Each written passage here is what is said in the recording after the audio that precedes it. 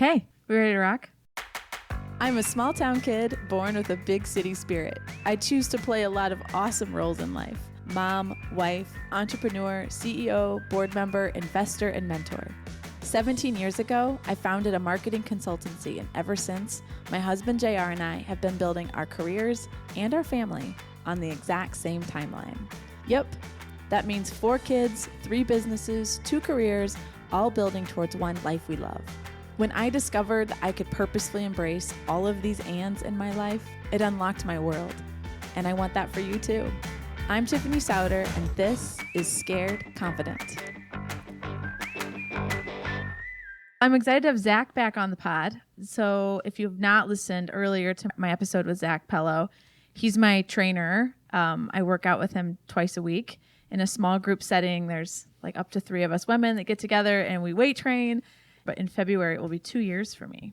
So it's been really a cool journey. We're recording this in December. It's going to drop on the podcast in January. And it's a big season of goal setting. And most professional achievers are thinking about how do I also make good goals for myself physically and the way that I continue to just crush it in that area. So I want to talk about that. But right after I'd had Quincy, I joke I was like Humpty Dumpty fell off the wall. I mean, it was really rough. I was 40. My body I'd never felt so weak. My body doesn't do having babies great. Like I'd gain a lot of weight and it's just like, I don't like a snap back. It's not what happens for me.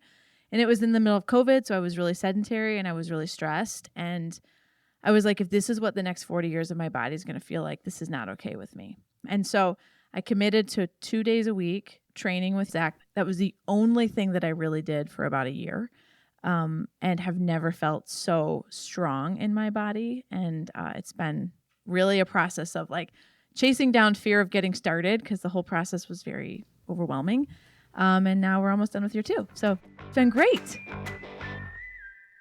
So I want to talk about goals because you have been training for a really long time, but women in particular. And I think that it can be easy to make accidentally bad goals that create this waterfall of like failure and frustration, and then you just give up. And so I feel like you've obviously been helpful in helping me have good technique and understand like putting my muscles under tension, break it down and all that, but also in just being practical in that this is my life and how do I do goals well. So I want you to talk about that. So let's just sort of start with how do you think about goal setting? And then we'll go into some different types of goals that people set physically.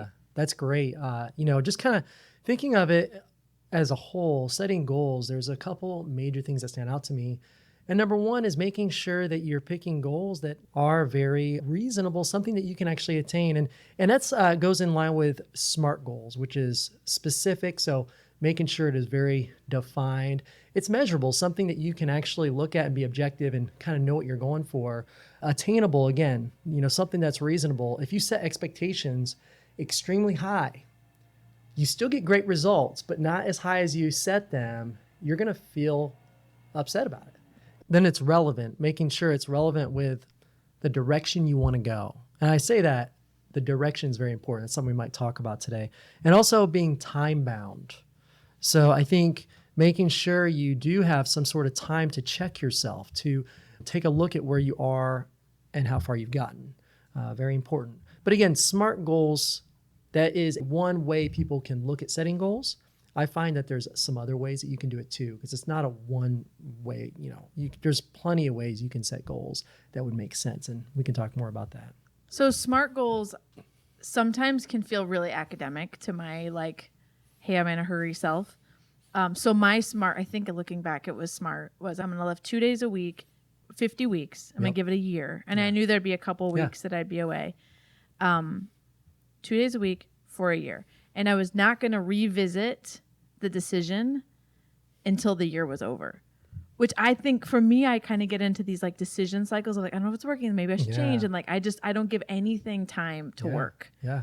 And a year, like you said, it really can be as flexible as you need it to be, which is very important. I would say one goal that hits the radar a lot is fat loss. Yeah. Particularly for women, I think, is sometimes you're getting in fat loss modes. I think that it can feel a little like a hocus pocus game. And I've learned from you, it it really is a math game. Yeah, it is. And there are some exceptions Of course. for people who have, different hormonal issues and things. So we're kind of setting that aside. But assuming you're otherwise healthy body functioning, let's talk about fat loss goals and practically how that works. What I would recommend typically, see, this is an area that a lot of clients, I have to be very careful with, making sure we set very realistic goals with fat loss. So usually I have people will say, you want to try to shoot for maybe 0.5% to 1% of your body weight per week. All right. So, if you're 150 pounds, you're looking at 0.75 to 1.5 pounds a week is reasonable. Could you lose more? Absolutely, you could, but it would mean that you would have to be definitely in a much more aggressive plan to do so. And I would say most people probably are pretty busy. They've got kids and, it's probably not smart to go a lot faster than that. So if we look at it purely from a weight loss standpoint, that's what I would base it off of. But I've also got some other standards I go by as well with my clients too. So the other thing you taught me, and again, this is like, I'm sure I was taught this in health, I just didn't remember it, is there's 3,000 calories in a pound. 3,500. 3,500. Okay, more. So many. Yes. That's a lot of calories. Yes. So to lose a pound in a week, I have to have a 3,500 calorie deficit Correct. for that to come off of my body. So you've got to figure out, how are you going to find that 3,500 calories? Exactly. Is it eating in a deficit? Right. Which is not that fun. Is it finding time for cardio, which can be challenging? Yeah. Is it getting in 10,000 steps? Like, what is the way that you're going to get to that math problem of collecting? That's kind of how I think about it when I'm in that mode, collecting 3,500 calories. And the other thing you taught me is it's an average actually of your weight over 7 days. Yes. So talk about that. Cause I was like, what?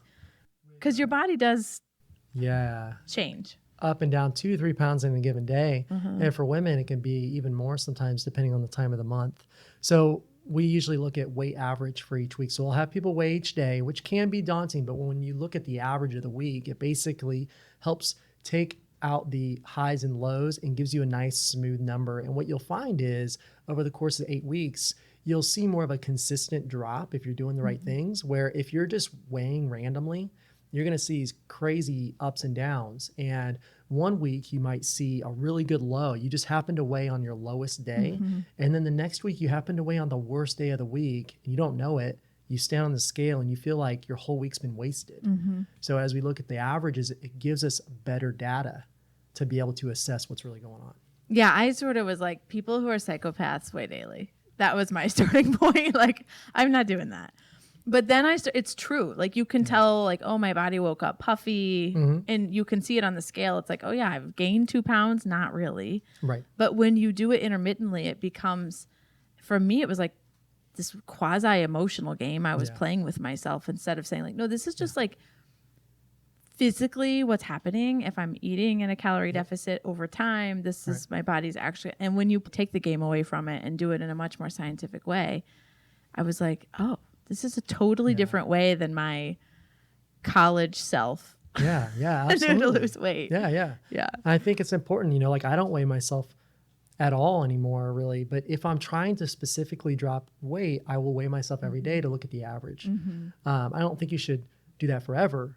But when you're really trying to attain a goal, I think sometimes it helps to have that data.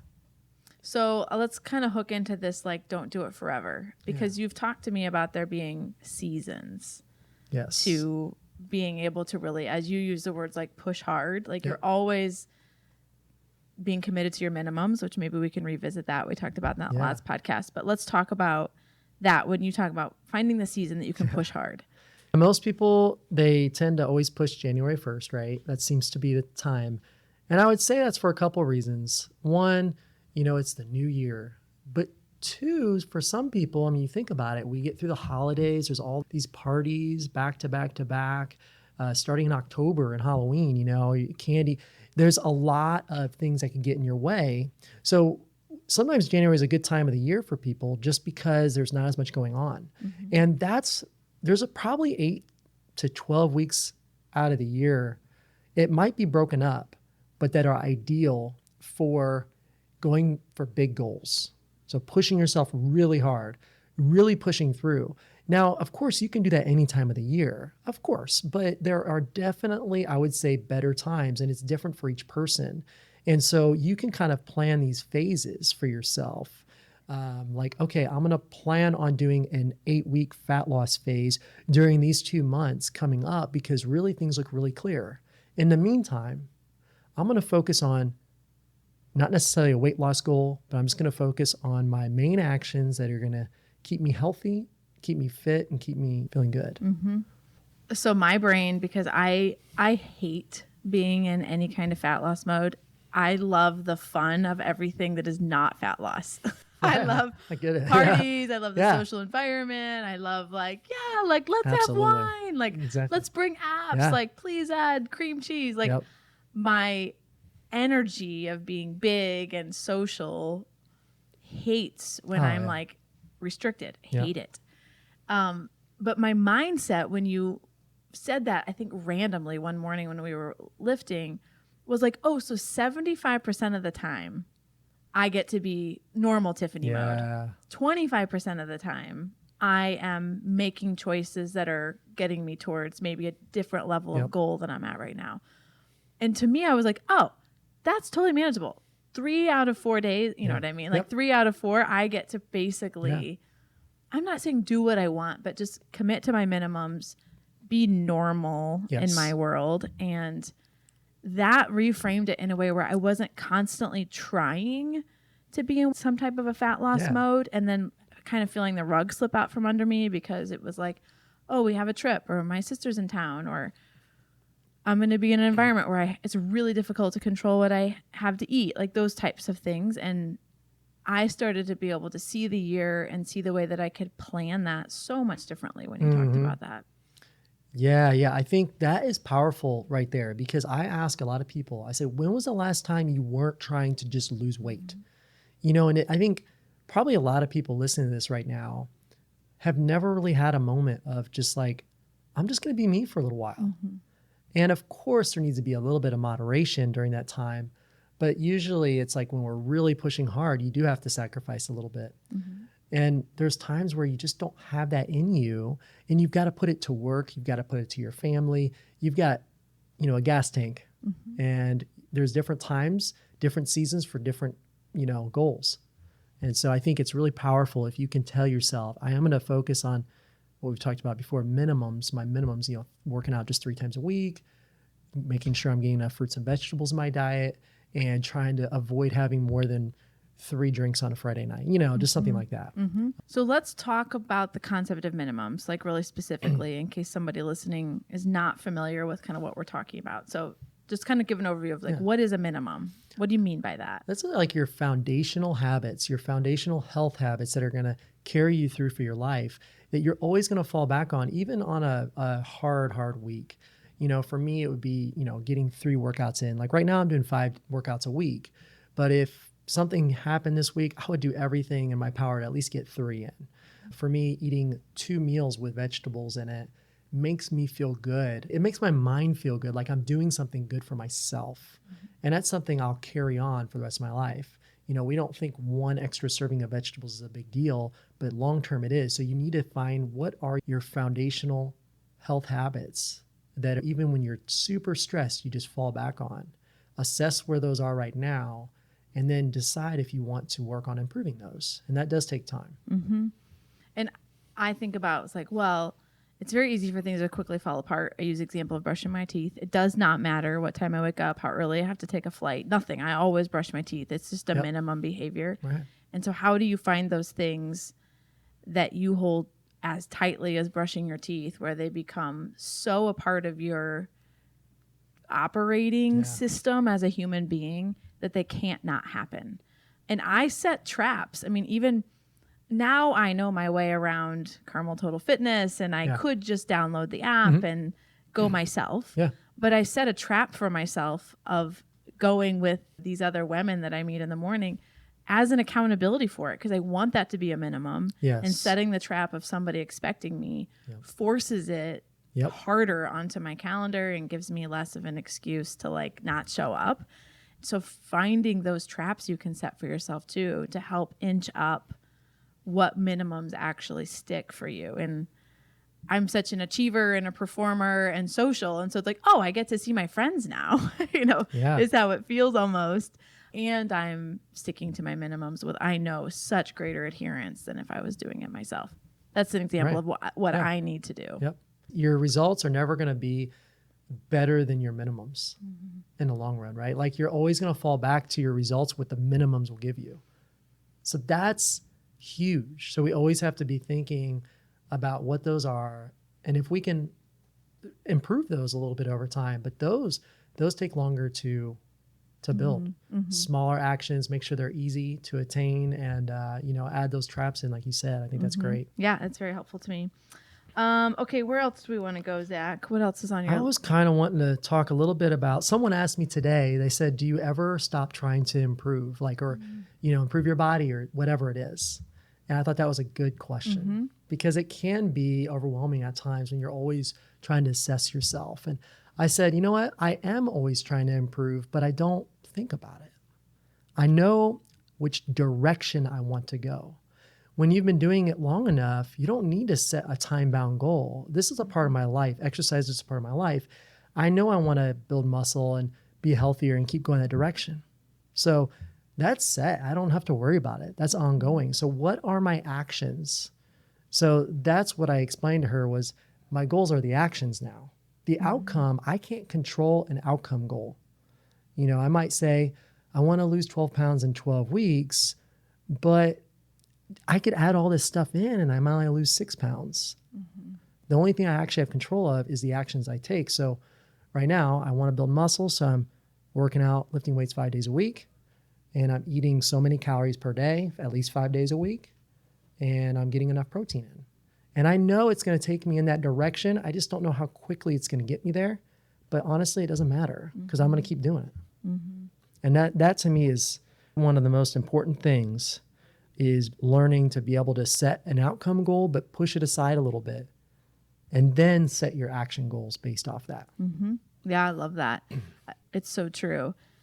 Because a commitment to the behavior gets you closer to where you were going. When you're setting the goal of the outcome, you're kind of guessing what your body's going to do, all those kinds of things, but it's getting you closer towards the intended target of bench pressing 100 pounds or whatever it is. Yeah, an example, you were talking about 3,500 calories being in a pound of fat. So if you want to lose 1 pound per week, you go to the formula, you plug it in, you get your number of how many calories you burn, you reduce 500 calories a day, and you assume you're going to lose 1 pound per week. But there are all these physiological changes that happen when you go into fat loss. Your metabolism slows down, you're more tired. So at the end of the 12 weeks, you don't actually lose a full 12 pounds. Again, and each body's different. Like women's bodies might adapt a little stronger than men's. So at the end, maybe a woman might be down 8 pounds where a guy might be down 16. 11. Well, if they're in a 500 calorie, just 500 calorie deficit. But yeah, you're right. I feel like stereotypically we're like, you shot for 12 and got 16. I shot for 12 and got it's crazy. 4.5. It really is not fair. It's not fair. Yeah. Guys definitely have it much easier with that. So again, looking at your goal and then just setting it aside, it's there, but giving yourself flexibility on the outcome. Flexibility. That way, then you're more focused on the actual processes that you're taking to get there. If somebody's looking at this journey kind of at the start line and they're kind of going through this like fear of starting, how do you coach somebody through that? Or if somebody, calls you and says, I think I want to do this, but I failed a lot of times. How do you get through that fear of starting?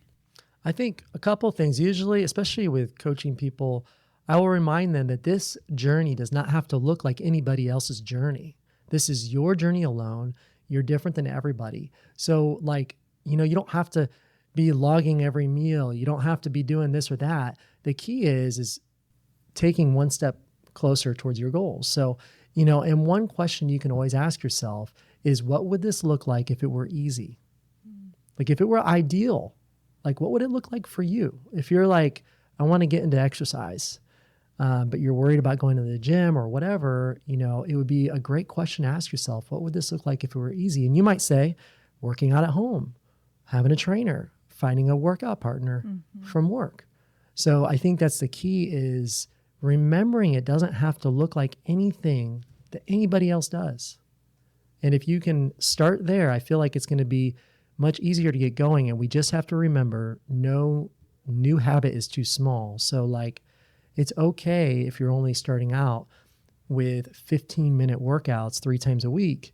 I'm more concerned about the consistency than I am the intensity or duration of that. And I think that actually makes you stronger just mentally when you're pushing yourself like that 3 times a week. You know, we don't have that focus like that very often and put our bodies through a little bit of discomfort. You know, we don't want to go into discomfort. When setting goals, I think it's important to give yourself running room so you can actually have the flexibility to do more. I think sometimes people, like, they overshoot their goal and then they have to take a step back. I'd rather you undershoot and you want more. So give a very practical example of that. So like, again, like someone just gets started with me working out. They want to work out. They're going from 0 and they want to do 5 times a week. I'm like, let's do like maybe 3 because that 5 days a week is going to last 1 week, I bet. But if we do 3, they're like, yeah, but I want to do more. I'd be like, that is a good place to be. I want you to want to do more. That's exactly where you want to be. You don't want to be to a point where you feel like you have to take a step back. Set yourself up to have success and to want more. Don't burn yourself out. That is kind of a twist on this minimums, in that I think high achievers who are very goal-oriented wrongly mistake their goals for their minimums. That's a good one. Yeah. Right? Like, yeah. That, no, my minimum is my goal. It's like, no, that's your goal. That is your goal. In the best of situations, over and over and over again, that's what you want to try to do. I love that. But your minimums, you've outlined this for me, is like you experience failure every time your mind does, every time you don't hit your goal. Yes. If your minimum is your goal. Right. Like what you're saying. Yeah, Like exactly. my goal is to lift 3 times a week. It is not practical with a husband on the road. Right. To make it the drive that I need to do and all that kind of stuff to be at the gym. But when I get there 3 days a week, I get this like, oh my word, I did it. Exactly. But my minimum is 2. Yes. And I hit that 48, 50 weeks a year. And so replacing the goal minimum thing and the relationship with those was really helpful for me in thinking about, how I just give myself, I don't know, credit for the work I'm actually doing and stay with it. So you posted on Instagram recently, we don't have a weight loss problem, we have a weight maintenance problem. Yeah. So, you know, shots fired. What's that mean? And let's talk about weight maintenance. Well, first of all, people would never have to lose weight if they didn't gain weight in the first place, right? I mean, it seems like everybody, once they are motivated enough, they get on a plan and they lose weight. But the real problem is they gain the weight back. I think it's like 80 or 90% of people gain all their weight back plus some. It's pretty crazy numbers.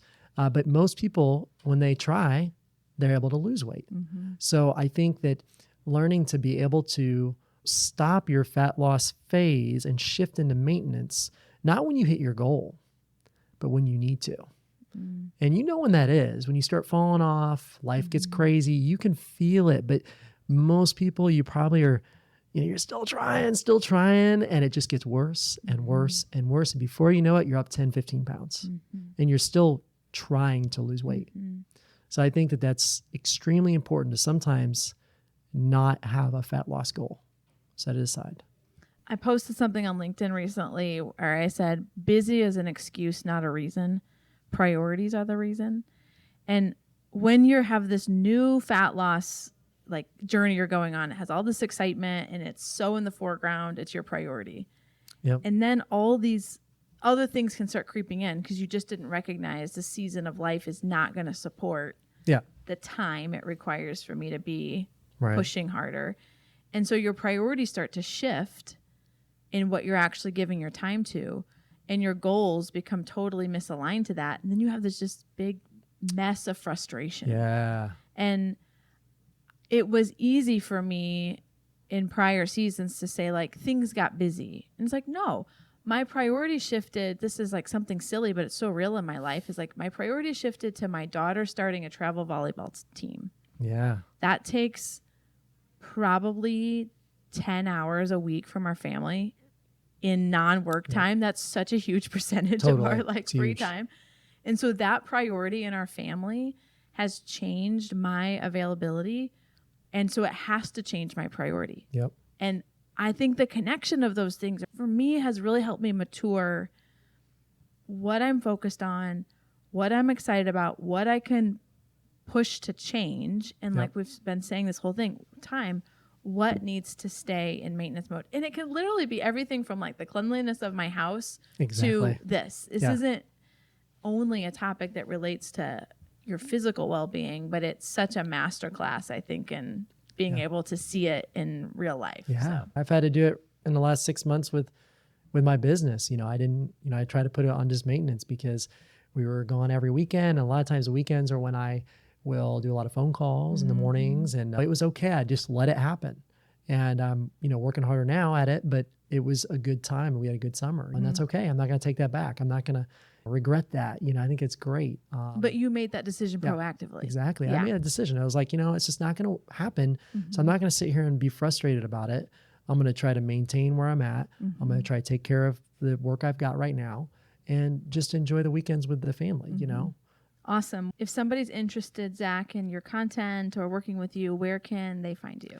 Yeah, I think Facebook, if you just friend request me as Zach Pello, ZACHPELLO, or on Instagram, Pello Fitness or PelloFitness.com. So awesome. Well, you've been a real difference maker for me in my journey, and thanks for coming on and sharing some of what you've learned in your career with my listeners. Appreciate it. Thank you for joining me on another episode of Scared Confident. Until next time, keep telling fear, you will not decide what happens in my life. I will. If you want to get the inside scoop, sign up for my newsletter. We decided to make content for you instead of social media algorithms. The link is waiting for you in show notes, or you can head over to tiffanysouter.com. Thanks for listening.